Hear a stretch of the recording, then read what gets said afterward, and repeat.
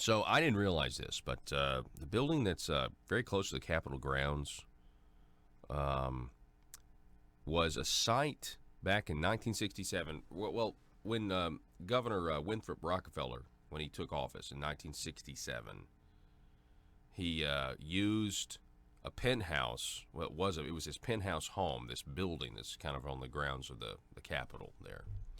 And the building has now been renamed the Winthrop Rockefeller Building. This was done via legislation by Senator Mark Johnson, MJ. Senator MJ. Mark, how are you this morning? I'm great, Paul. How are you doing this morning? Man, I'm doing fantastic. It's always great to talk to you, and I just wanted to have you on. Maybe we can do a little history lesson here. You can educate us. First of all, just tell us about the legislation, and I know it was officially renamed last week, and the ceremony went well, I'm sure. It went very well, Paul. I was thrilled with the people that came. The governor came along. The Rockefeller family was there. It was just a kind of a celebration, and as I said at the time, it was for me, it was like coming full circle. That building does have an interesting history. I have recently learned that architectural students from around the country come to view that building. It's an example of the international style, and I have just exhausted my total knowledge of that, but that's what I was told. The building was built in the mid-50s. Actually, Paul, I asked my dad once, people may not know, my dad was a senator when he was very, very young, and I became a senator when I was 64. So it gives you an idea of how our lives were different. But I asked him, I said, when you were in the Senate, did you ever vote for a bill that you regret voting for? He says, two. He said, one was the Mack-Blackwell Amendment, which created the Independent Highway Commission. We can talk about that another day, perhaps. The other was he sat on a committee that approved the building of what was then called the National Old Line Insurance Company building. And he didn't really have a problem with the building. I don't know if he liked it or not, but he had a problem with the fact that it ruined the view coming up Capitol Avenue toward the Capitol. It kind of cut off the left side of the Capitol in the view. But that building's been there now for, over 70 years, and or almost 70 years. It's now on the National Register of Historic Places. It was originally called the National Old Line Insurance Company building. The leadership of that company, especially a gentleman named W.E. Bill Darby, had that building built, and that was their headquarters. Later, that company was sold to a Dutch insurance company called Aegon, and so for many years it was called the Aegon Building, A-E-G-O-N. And that was, a lot of people knew it by that name. And I think it's almost 15 years ago, the state bought the building for offices. It's now under the auspices of the Arkansas Building Authority. And let me take a moment. So I can't say enough about working with them. They're great people. Ann Laidlaw is the director. And under the new transformation, Amy Fetcher is the secretary of I think it's called Shared Services, and she's worked carefully to help us pull that off. But the building is historic from the Rockefeller family sense, in that in 1967, Governor Rockefeller was sworn in, and the governor's mansion needed work. It was truly in bad shape, and actually one of my very good friends is Philip McMath, who actually lived in the governor's mansion. He's Governor Sid McMath's son. And he told me about some of the problems with the place, because the legislature appropriated so much money to build the mansion, and when it was built, it was, they ran out of money. So some of the things they needed to do weren't done. Governor Rockefeller, being wealthy, he said, well, I'm not going to put up with that. So he just said, I'm going to live in the penthouse of this building across the street for the next 6 months or so, and then I'm going to pay to have the mansion renovated, and that's exactly what he did. So he lived on the top floor. It's a beautiful view looking across the way at the Capitol. That suite is now the offices of the Arkansas State University system in Little Rock, and they were kind enough to host a reception after the dedication ceremony last week. But that's sort of the history of the building, the connection with Governor Rockefeller. When the state bought it, they simply named it the 501 building. It's located at 501 Woodlane Street. And I thought, well, that's just about as nondescript a name as anything you come up with. Is that the area code? Do they name it after the area code? Yeah, I think so. Yeah. And so we, I literally was sitting on the Senate floor in kind of a routine time, and something was mentioned about the building or something. I got to think, that building should be named for Governor Rockefeller, who lived there. So I had the bill drafted. It passed unanimously, and we were able last week to have a ceremony that dedicated it. I was thrilled that Winthrop Rockefeller Jr., who's the son of the late Lieutenant Governor, and of course the grandson of Governor Rockefeller, who's also my neighbor. He's one of my next door neighbors, and great guy. He actually spoke, and his brother Will and his mom Lisa Ann were there, and it was just really a nice celebration of bringing people together. Yeah, and I've talked about Governor Rockefeller, many times. His legacy. I think the Freedom of Information Act is just fantastic. It's one of the best Freedom of Information Act laws in the country. The level of transparency that provides for the citizens is certainly something. I think that's worth remembering that he wanted to get that through. We're talking absolutely, Paul. And could I mention one quick thing about that? Again, in my remarks, I talked about this coming full circle. Some people, your listeners know, others don't, that my dad was the person who Governor Rockefeller defeated in the 1966 general election. He was a Democratic nominee. He was a conservative Democrat, and it fought the establishment of the Fallbush machine. And Governor Rockefeller, in many ways, paralleled that. They were different in other ways, but when my dad was on the Supreme Court, he wrote a landmark decision that was referenced many times before the Freedom of Information Act, saying that the access to public records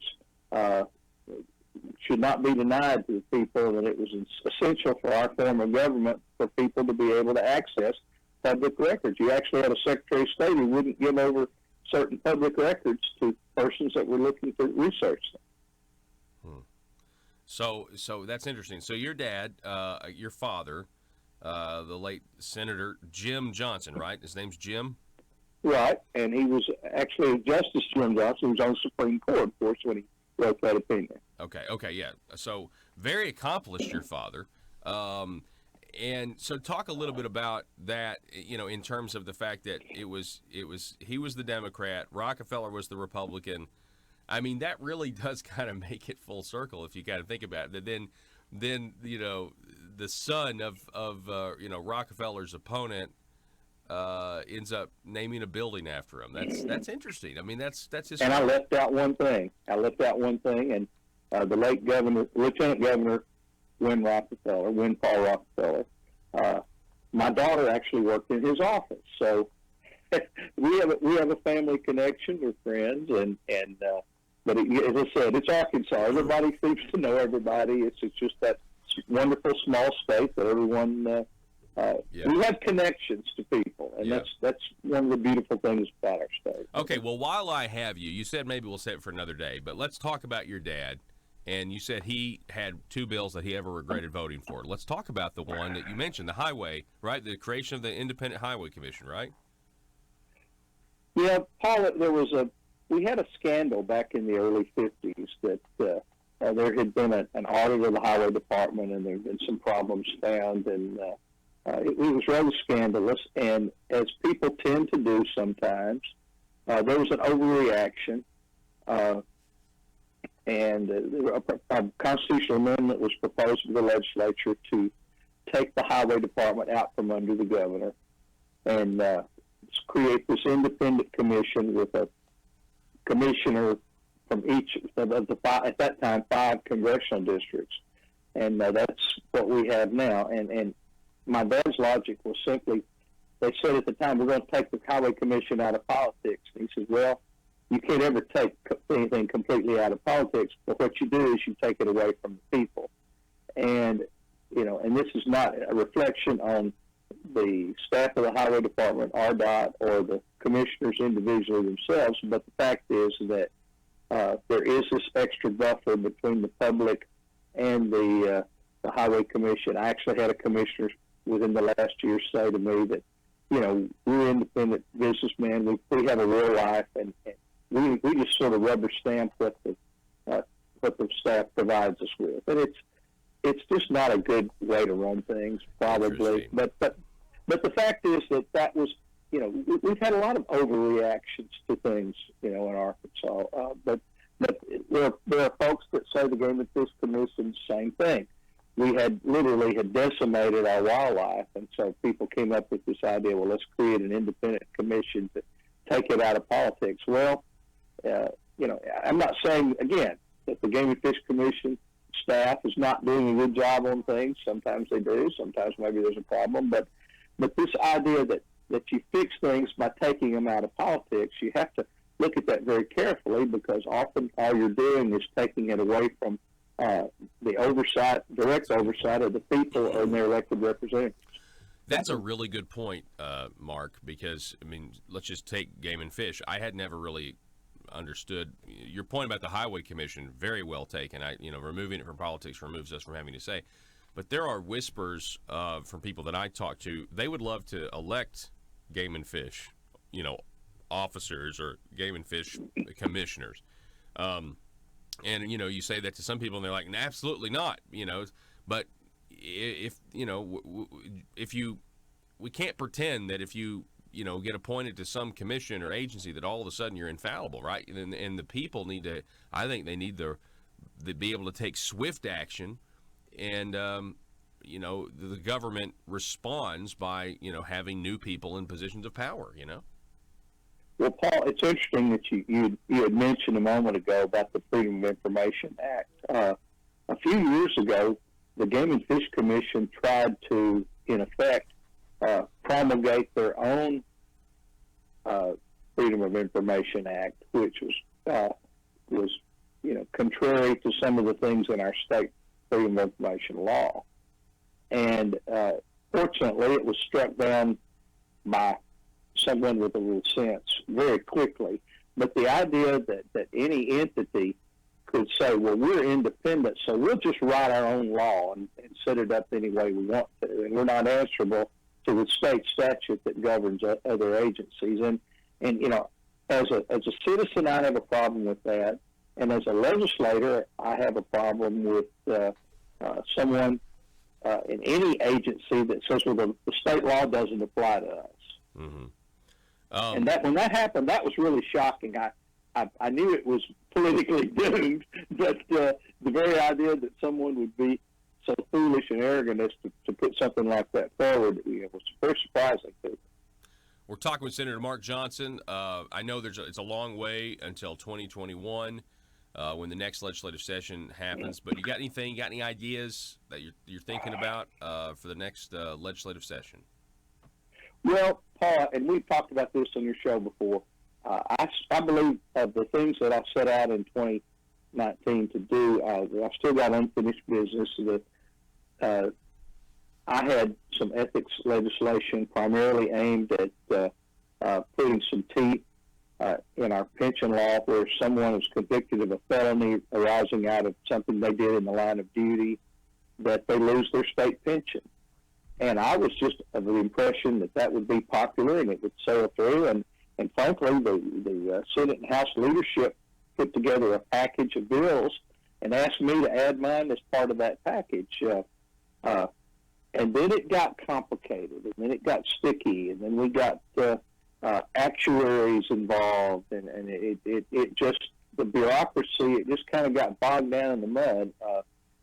I learned a lot about how the retirement bills and retirement committee operate kind of on a different timetable. The committee only meets once a week, and I was unable to get those bills passed. I actually had one that would, my original bill would apply to everyone, all pensions and state pensions. The leadership asked if I would cut that into two bills, and the package bill would be the one affecting legislators and constitutional officers. I did have a separate bill that would cover all other state employees. I was not able to get either one of those passed. So those are going to be two of my top priorities for 2021. And we will have an interim study, I hope. It's been approved by the Retirement Committee to study this, and maybe we can answer some of the objections or tweak it to where it does its intended purpose but doesn't create any unintended consequence. Senator Mark Johnson, it's always great to talk to you, sir. Thank you for the history lesson. We really appreciate it. Thank you, Paul. All right. Call anytime. Look forward to visiting All with right. you. Yes, sir. Me Thank too. you.